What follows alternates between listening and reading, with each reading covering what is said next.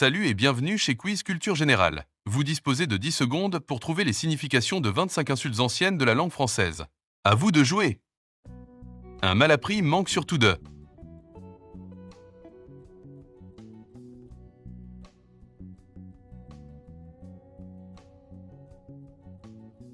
Le terme malappris désigne une personne mal élevée, impolie ou grossière. Il souligne un manque d'éducation et de respect des règles sociales. Dans la société ancienne où les bonnes manières étaient essentielles à la reconnaissance sociale, être traité de malappris revenait à être exclu symboliquement des cercles respectables. Que reproche-t-on à un pisse-froid?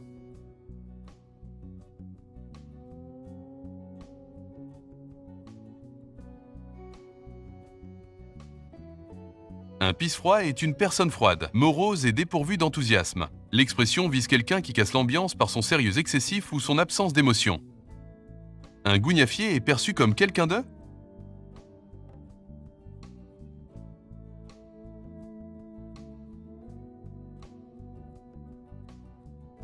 Le mot gougnafier désigne un individu incapable, inutile ou particulièrement maladroit. C'est une insulte qui souligne l'incompétence chronique et l'absence de sérieux. Dans un registre familier ou humoristique, elle sert à exprimer l'agacement face à quelqu'un qui échoue systématiquement.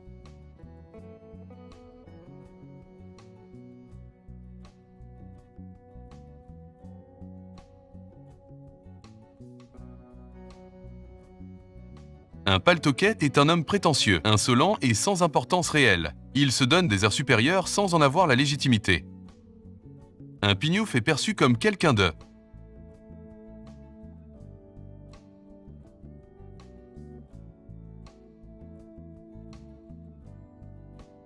Le terme pignouf désigne une personne grossière, peu raffinée et dépourvue de délicatesse. Il insiste sur l'absence de savoir-vivre et de culture. Souvent employé avec une touche humoristique, il permet de marquer une distance sociale ou intellectuelle sans recourir à une insulte extrêmement violente. Au Moyen-Âge, à quoi renvoyait l'insulte faute en cul?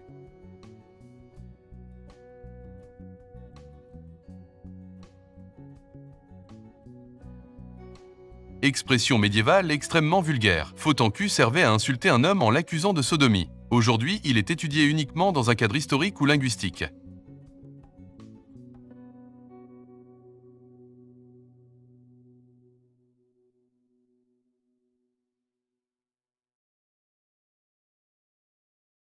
Un fripon est une personne rusée, malhonnête et portée sur la tromperie. L'insulte désigne quelqu'un qui agit par ruse plutôt que par violence, souvent pour voler ou manipuler. Très présent dans la littérature classique, le fripon est parfois malin et charmeur, mais demeure moralement condamnable et peu digne de confiance.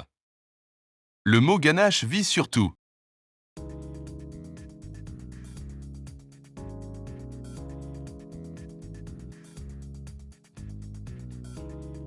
Le mot ganache qualifie une personne stupide, incapable ou bornée. Il suggère un manque total de discernement et d'intelligence pratique.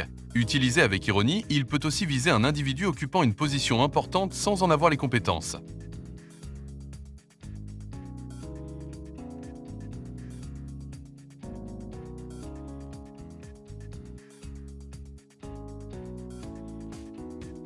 Un fesse-Mathieu est une personne extrêmement avare et attachée de manière excessive à son argent. L'expression renvoie à l'image biblique de Matthieu le publicain qui était associée à l'usure. Cette insulte critique la cupidité, l'égoïsme financier et le refus de partager, des défauts fortement condamnés dans la morale traditionnelle. Un pharaon est décrit comme quelqu'un de.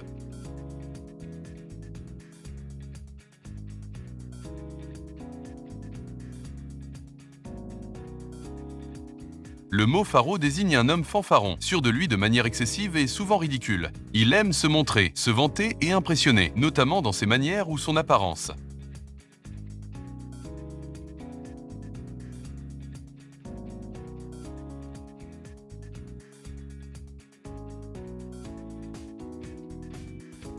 Foutriquet est une insulte désignant une personne insignifiante, ridicule ou méprisable. Souvent utilisée de manière moqueuse, elle permet de rabaisser un individu jugé inutile ou prétentieux, tout en conservant une tonalité presque comique. Comment était perçue une putrelle dans la société ancienne?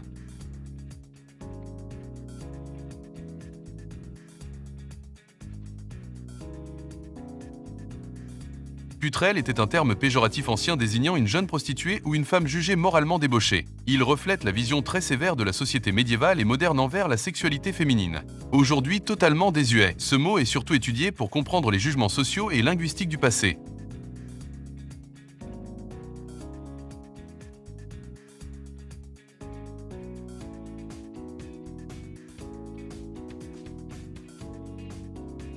À l'origine lié aux pirates et hors-la-loi, le mot forban désigne une personne sans scrupules, violente ou malhonnête. Par extension, il s'applique à quelqu'un qui méprise les règles morales et sociales.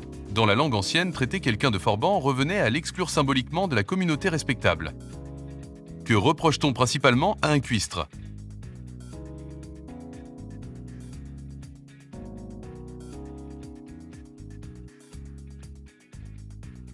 Un cuistre est une personne pédante qui affiche un savoir prétentieux sans réelle profondeur intellectuelle. Le terme critique l'arrogance intellectuelle et la vanité excessive. Très présent dans la littérature classique, il désigne quelqu'un qui se croit savant, multiplie les références mais reste superficiel, ridicule et souvent méprisé par les véritables érudits. Un faquin est caractérisé par quoi?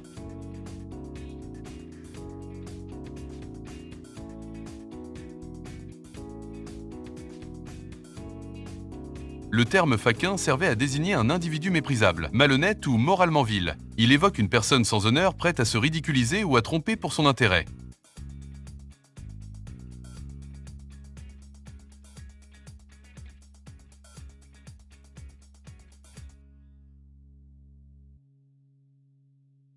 Une godiche est une personne maladroite, naïve ou ridicule dans ses gestes et son comportement. Le terme évoque quelqu'un de peu dégourdi et souvent timide. Utilisé parfois avec une pointe d'affection moqueuse, il reste néanmoins une insulte légère, soulignant un manque d'aisance sociale ou de vivacité d'esprit. Pourquoi traitait-on quelqu'un de maraud?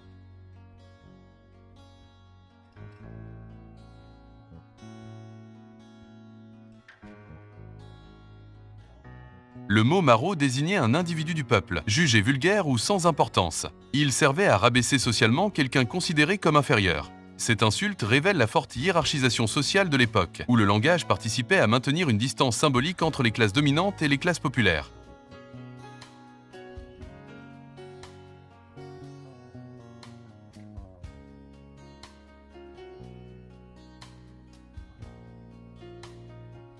Le mot butor qualifie une personne grossière, lourde et dépourvue de finesse. Il s'appliquait à quelqu'un manquant de politesse, de tact ou d'intelligence sociale.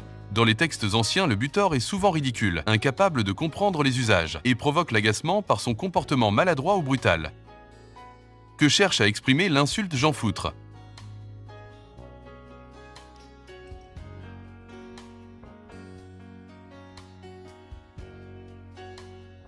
Jean Foutre est une insulte ancienne visant un individu méprisable, lâche ou inutile. Elle exprime un profond dédain et s'adresse à quelqu'un jugé incapable d'agir correctement.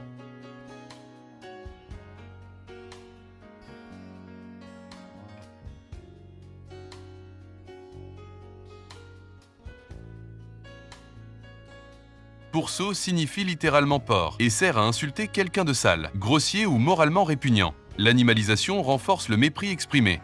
Dans les textes anciens, cette insulte pouvait viser autant la saleté physique que la lubricité ou l'absence totale de retenue, qualités associées négativement à l'animal. Qu'est-ce qui caractérise un houlier?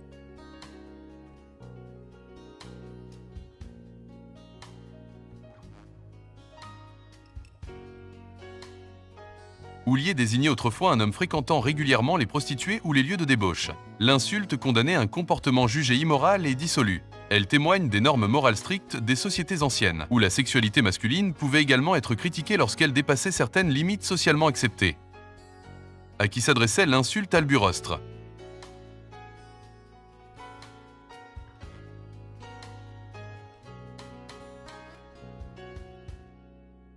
Le terme alburostre désignait une personne jeune, naïve et inexpérimentée, mais pourtant trop sûre d'elle. Cette insulte servait à ridiculiser l'arrogance des débutants, tout en soulignant l'écart entre l'apparence de confiance et la réalité d'une grande immaturité. Un mufle est principalement quelqu'un de?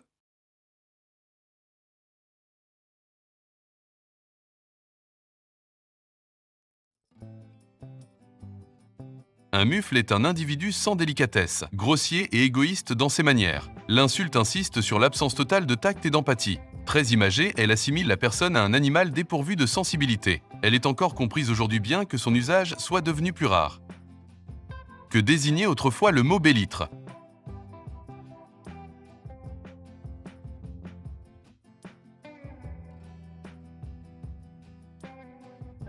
Le mot bélître désignait autrefois une personne sans valeur, misérable ou méprisable, et servait à rabaisser quelqu'un jugé inutile ou importun. Souvent employé dans la littérature classique, il évoque une figure ridicule, pauvre socialement ou moralement, que l'on ne respecte pas et que l'on considère comme indigne d'attention.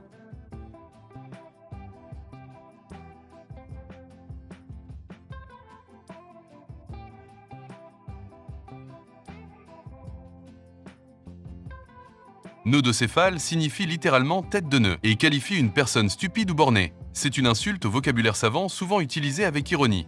Elle vise l'incapacité à raisonner clairement ou à comprendre des choses simples, tout en ajoutant une touche érudite qui renforce le mépris intellectuel exprimé.